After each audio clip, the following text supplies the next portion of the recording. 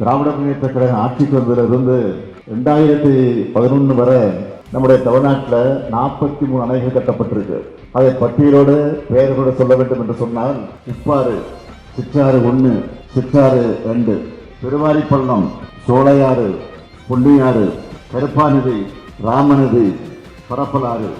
மேல் நீராறு, பிளவக்க கோவிலாறு, பிளவக்க பெரியாறு, குடகனாறு, பாலாறு, பொருந்தலாறு, குண்டேரி பள்ளம், வரதமாநதி, வட்டமலைக்கரை ஓடை, மருதா நதி, வரட்டு பள்ளம், கீழாறு, குண்டாறு, குதிரையாறு, ஆனைக்குட்டம், ராஜத்தோப்பு, சோத்துப்பாறை, மோர்தானா நீர்த்தேக்கம், அடவி நயினார், பொய்கையாறு, வடக்கு பச்சையாறு, சாஸ்தா கோவில், கடனா நதி, நம்பியாறு, சண்முகா நதி, மிருகண்டா நதி, கமண்டல நதி, வண்டல் ஓடை, ஆண்டியப்பனூர், நல்லதங்கால், நங்கஞ்சியாறு, திருமலையாறு, இருக்கன்குடி, குப்பநத்தம், மாம்பழத்துறையாறு, இப்படி